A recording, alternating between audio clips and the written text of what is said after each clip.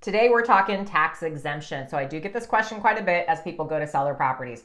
And am I going to have to pay the government capital gains on my equity appreciation? Well, let's just do the simple math. So if you're single, it's $250,000 of tax exemption gain.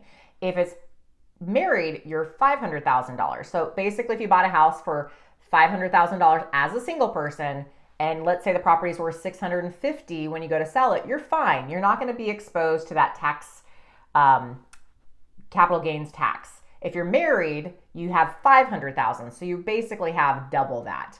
Now, if you've lived in the house under 2 years, this is where you're going to need to talk to a CPA, because in theory, if you are living in the house under 2 years and it's been your primary residence, you might be exposed to some of that equity being exposed to taxes. But there are loopholes and there are different circumstances that people go through, like relocating for work and whatnot, that the CPA is going to take into consideration and put it up against what the tax rules are to see if you do in fact have any tax exposure. And I am not a CPA, so I always have to direct you to your CPA, or if you need a good recommendation, I'm happy to share who I use.